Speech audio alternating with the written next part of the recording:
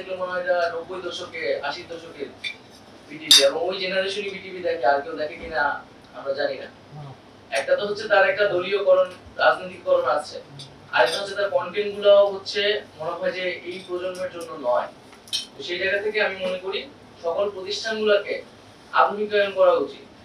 আমরা জানি বিগত সময়গুলোতে যে যে বাংলাদেশের সাংবাদিকতা, গণমাধ্যম, মত প্রকাশের স্বাধীনতার উপর কি ধরনের নির্লজ্জ হস্তক্ষেপ হয়েছে। আমরা চাই না যে সামনের বাংলাদেশে এই ধরনের ঘটনা ঘটুক। আমি প্রথমে আপনাদের উদ্দেশ্যে বলবো যে আমাকে স্যার ভাবার দরকার নেই, স্যার বলারও দরকার নেই।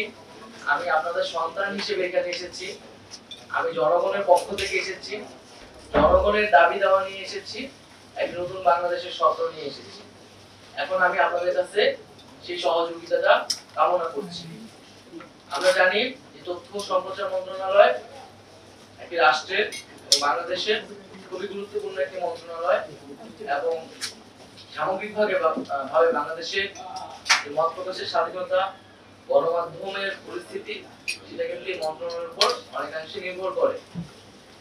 আমরা বিভিন্ন সময়ে গণমাধ্যম কর্মীদের থেকে শুনেছি বা আরো বিভিন্ন মানুষের কাছ থেকে শুনেছি যে আমাদের এখানে মত প্রকাশের স্বাধীনতার উপর নানাভাবে বাধা তৈরি করা হয়েছে, এবং যেহেতু ফ্রিডম অফ প্রেস যদি না থাকে, ফ্রিডম অফ স্পিচও কিন্তু নিশ্চিত হয় না। সেই জায়গায় কিন্তু গণমাধ্যমের স্বাধীনতা নিশ্চিত করতে আমাদের কাজ করতে হবে। সেই জায়গায় বিভিন্ন ধরনের আইন এবং বিধিনিষেধ রয়েছে, যেগুলো নিয়ে সমালোচনা রয়েছে।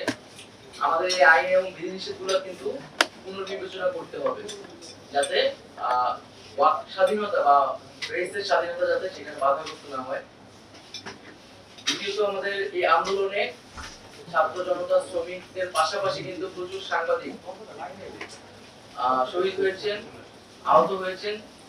আমি জানি না এখন পর্যন্ত কি উদ্যোগ নেওয়া হয়েছে, কিন্তু দ্রুত সময়ের মধ্যে এই সাংবাদিক যারা এখন আহত অবস্থায় আছেন এবং যারা শহীদ হয়েছেন তাদের পাশে এবং তাদের পরিবারের পাশে আমাদের দাঁড়ানো উচিত। এবং আমরা এই আন্দোলনের পরিস্থিতি যদি একটু বলি, আমরা দেখেছি যে আপনারা সবই জানেন এই আন্দোলনের মাঝে কিভাবে ইন্টারনেট বন্ধ করে দেওয়া হয়েছিল এবং ব্ল্যাক আউটে চলে গেছিল, এখানে কি হচ্ছিল কিছুই জানা যাচ্ছিল না। এবং একদিকে ইন্টারনেট বন্ধ করে দেওয়া হয়েছিল, সোশ্যাল মিডিয়া বন্ধ, তথ্যের কোনো প্রবাহ চলছিল না, মানুষের কাছে কেউ কিছু জানতে পারতেছিল না। এবং অন্যদিকে ইলেকট্রনিক মিডিয়া কিন্তু সম্পূর্ণ সরকারের কর্মকর্তাদের ছিল।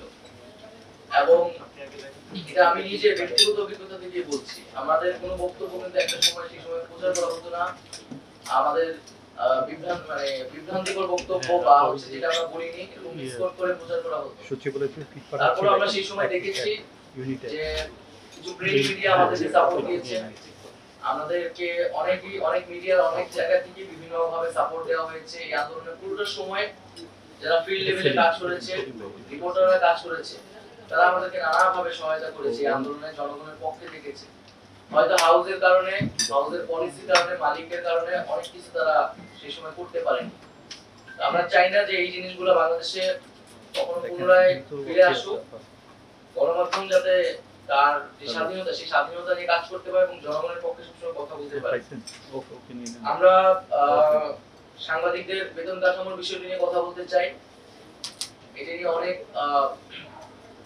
অসন্তোষ রয়েছে, এবং আমরা যদি মেধাবীদেরকে উৎসাহিত করতে না পারি সাংবাদিকতায়, তাহলে কিন্তু সাংবাদিকতা এগোবে না। সেই জায়গায় যারা রিপোর্টার, যারা জুনিয়র লেভেলে কাজ করতেছে, তাদের বেতন কাঠামো কিন্তু খুবই কম। অনেক জায়গায় কোনো বেতন কাঠামো মানা হয় না। তো এই বিষয়ে সুস্পষ্ট নীতিমালা প্রয়োজন। এবং আমাদের যে প্রতিষ্ঠানগুলোর কথা আপনারা বললেন, এই প্রতিষ্ঠানগুলো দ্রুততার সাথে গতিশীল করা দরকার, আধুনিকীকরণ করা দরকার। এগুলো খুবই স্থবির অবস্থায় আছে। বিটিভিকে দেখলে মনে হয় এটা 90 দশকে 80 দশকের বিটিভি, এবং ওই জেনারেশনই বিটিভি দেখে, আর কেউ দেখে কিনা আমরা জানি না। একটা তো হচ্ছে তার একটা দলীয়করণ, রাজনৈতিককরণ আছে, আরেকটা হচ্ছে তার কন্টেন্ট গুলো হচ্ছে মনে হয় যে এই প্রজন্মের জন্য নয়। তো সেই জায়গা থেকে আমি মনে করি সকল প্রতিষ্ঠানগুলোকে আধুনিকায়ন করা উচিত। মানে জাস্ট সরকারি একটা প্রতিষ্ঠান এবং সেখানে কিছু সরকারি পক্ষ থেকে সরকারি অ্যাসাইন করে কিছু লোক বসবে, কিছু পদ দখল করে বসে থাকবে, এরকমটা যাতে না হয়, সত্যিকার অর্থে যাতে এই প্রতিষ্ঠানগুলা আহ, কাজ করে, এই জন্য আধুনিকায়ন এবং গতিশীল করা উচিত। আমাদের যে সেন্সর বোর্ড, জুরি বোর্ড এবং এই ধরনের যে কমিটিগুলো রয়েছে, এই কমিটিগুলো দ্রুত সময়ের মধ্যে পুনর্গঠন করা উচিত। এবং আহ, সার্বিকভাবে আমি বলবো যে আমাদের যে ফিল্ড, আমাদের চলচ্চিত্র নিয়ে আমাদের অনেক বেশি কাজ করতে হবে। আমাদের তরুণ প্রজন্মের কিন্তু অনেক আকাঙ্ক্ষা চলচ্চিত্রের জায়গা থেকে, এবং সেই আকাঙ্ক্ষা কিন্তু বাংলাদেশে পূরণ হচ্ছে না।